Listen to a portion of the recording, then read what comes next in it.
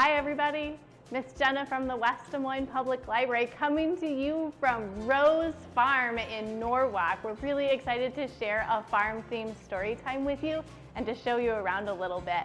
Before we get started, I just also want to point out that it's summer reading time, so if you haven't signed up for summer reading yet, you're going to want to do that. And our friend Spotty's back, and this year you'll get a sticker every time you find him when you're at the library. So we're going to get started with our story time today. Let's put our waving hands out and we'll sing our hello song. Here we go. Hello everybody, how do you do? How do you do? How do you do? Hello everybody, how do you do?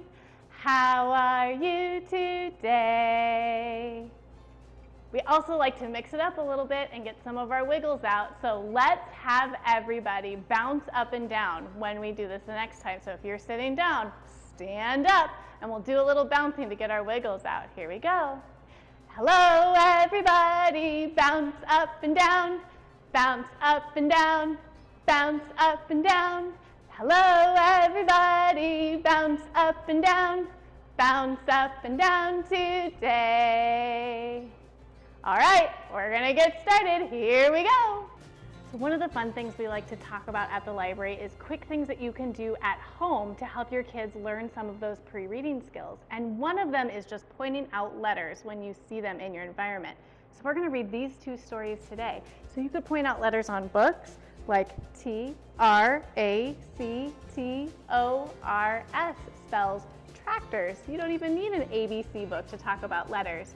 You might also want to point out letters that are with your children's names. So in this one, for Bess the barn, if you have a little person whose name starts with B, you might point out B for Bess or B for Bobby, and that's often some of the first letters that kids know how to recognize. All of the Factors of Why I Love Tractors, written by Davina Bell and illustrated by Jenny Lovlie.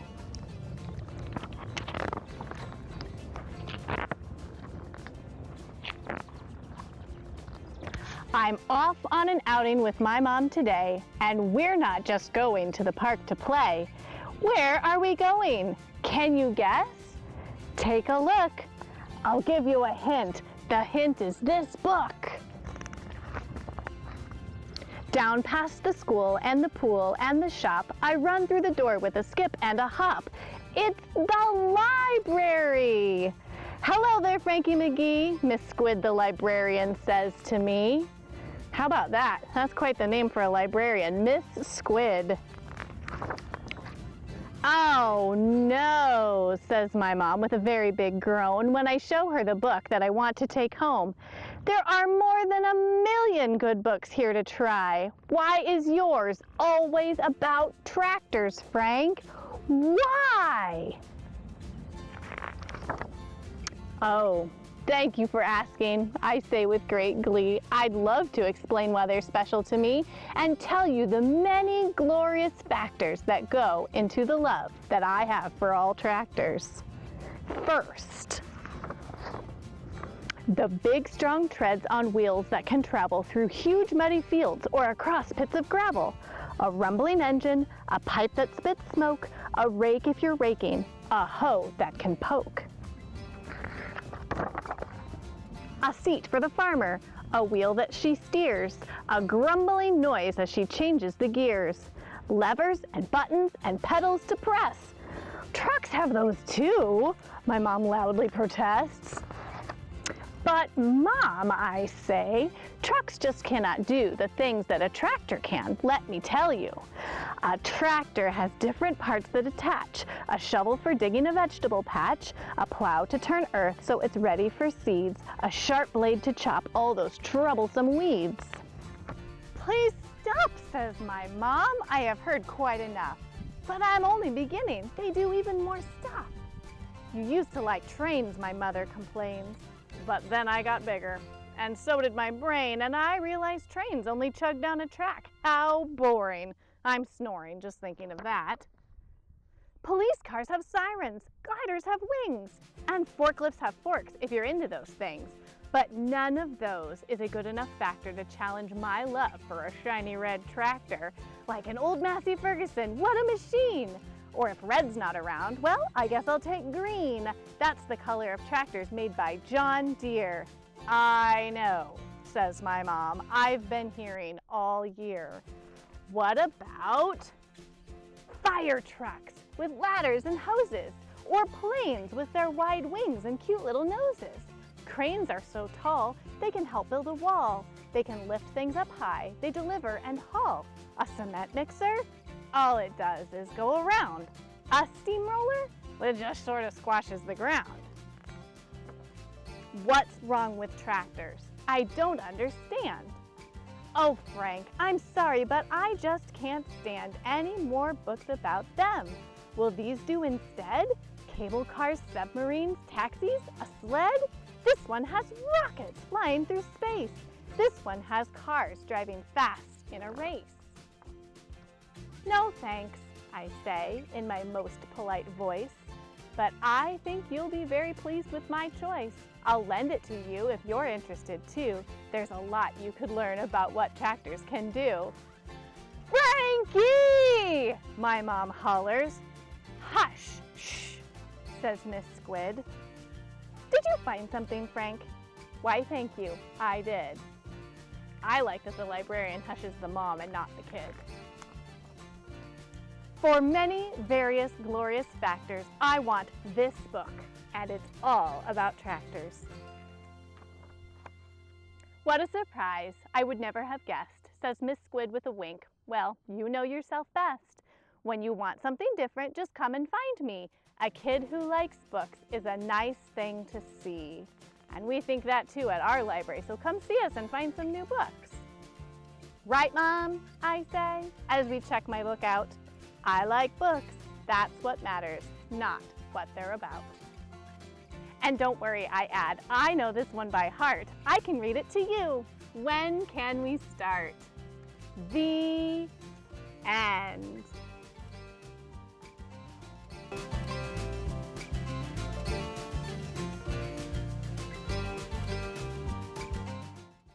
Now let's do a rhyme together, friends. So I have a rhyme all about bees. Here it goes.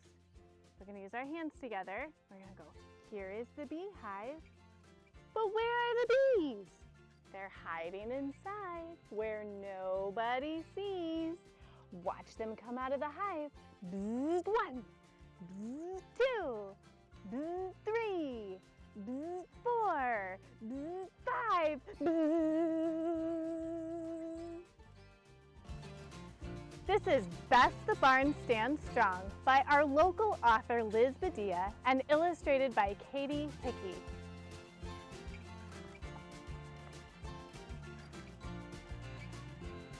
On a sunny June morning, with the dew still sparkling on the prairie grass, they raised her roof. Beam by beam and board by board, she was measured, hewed, and joined together by able hands. She was steadfast, sturdy, strong. The farmer named her Bess and had a celebration in her honor. Bess loved the celebration.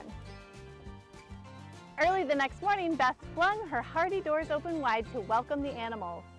A little shy and uncertain, the cows warmed to Bess's sweet song made by the breeze humming through her strong boards. A mama cat and her kittens, 1, 2, 3, joined them after lunchtime to nap in the warm sun spilling through Bess's gleaming windows. At nightfall, long after the dinner bell, Bess spotted an old barn owl lingering outside.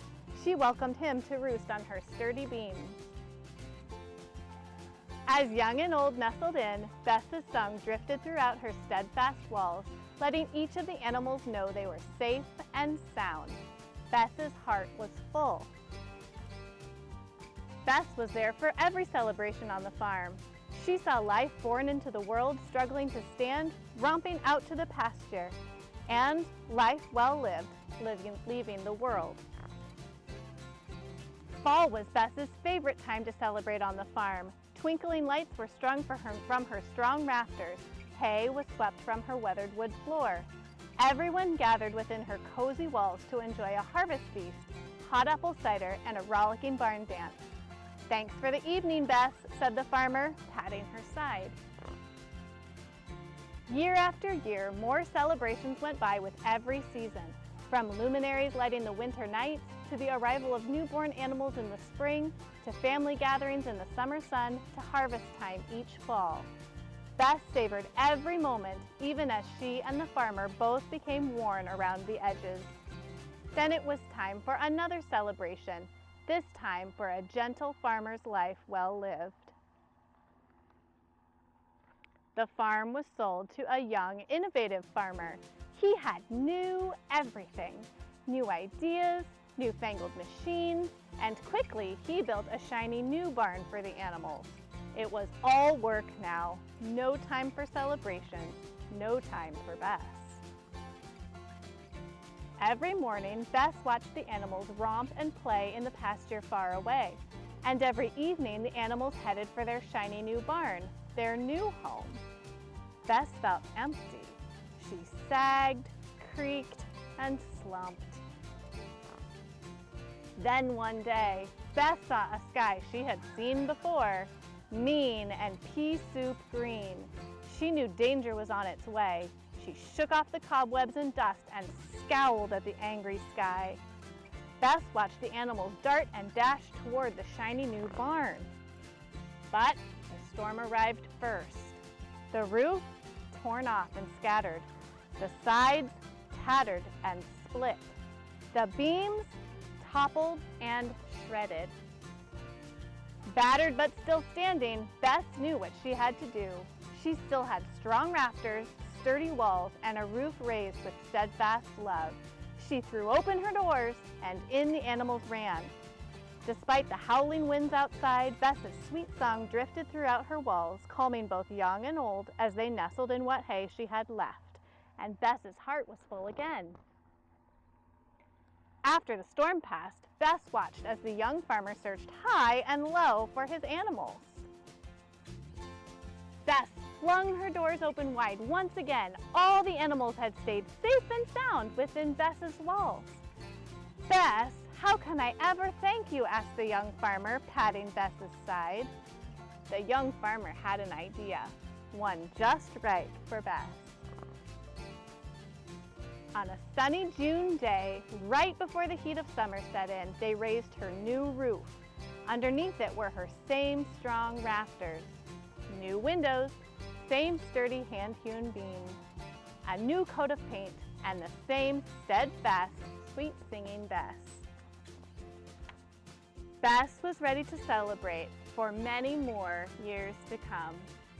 The end.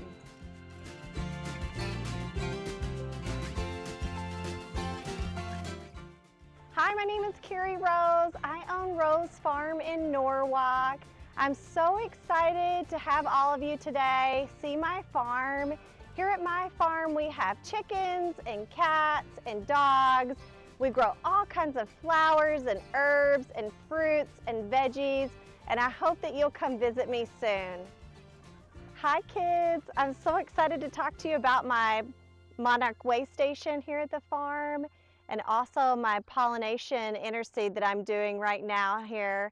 So what that really means is that we want to make sure that our pollinators have a habitat when they come here, that they have some nectar sources, they have some milkweed. We want to make sure they get all the nutrients they need so they can have their young here and fly on. We also have honeybees here at our farm. We have 3 colonies of honeybees, and we think pollinators are so important. Some things that you could do in your own backyard if you see a honeybee or a butterfly is you can put something out for them to either they can drink if it's like a little bit of sweet something, or you could certainly put out some flowers for them. They'll probably come and want to pollinate off of there. We never want to harm them. We're here in the Grace Garden. Here at my farm, I have 3 gardens, and 2 are named after my grandmothers and 1 is named after my mother-in-law. This behind me is the Grace. Grace holds the most flowers, and right now we have well over 20,000 flowers just in the ground, waiting on all of you to come visit Rose Farm. I hope that you will plant some flowers in your backyard for pollinators, and so they can come visit you sometime soon. Okay, so now we're over here in the hen houses. We have 2 hen houses here at our farm, And we have over 60 chickens. We have 3 roosters. You can see Dave, he's behind me over here. He's actually the juvenile, or we consider him the teenage rooster. And so in the 2 hen houses, he doesn't get to go in either one of them until it's nighttime. They let him in at night, he sleeps there, and then the next day, they kick him back out, and then he kind of roams around the farm. Now, this little lady here that I'm holding, she is an Americana. That's her breed. And so, just so you know this, the color of a hen's egg is directly related either to the color of her earlobe or the breed of hen that she is. I hope that you will come visit our farm and you can see all of our lovely chickens. Okay, so we're in the herb garden here at Rose Farm, and some things that we grow in our herb garden, we grow lemon mint, lemon balm, basil, chamomile, catnip, and something else really special that we grow are strawberries. And strawberries are in season, and here in this particular bed, this was one plant, and this plant has put off something that is called daughters, meaning it has offspring. So one plant, and then it has all these little fingers and shoots that make other baby plants. And so you can see here, strawberries are ripening here at the farm, and we can't wait to eat them. Okay, kids, we're over here by the John Deere tractor. This tractor looks a lot like the book that Miss Jenna just read to you, but I also thought you might want to meet Kit. So Kit is one of our 6 cats here at the farm, and we can't wait for you to come visit her. Okay, friends, we've had a great time today out here at Rose Farm, but it's time to say goodbye. So let's get those waving hands out again. Here we go. Now it's time to say goodbye, say goodbye, say goodbye. Now it's time to say goodbye. We'll see you all next time. Make sure you come see us at the library really soon. Bye-bye.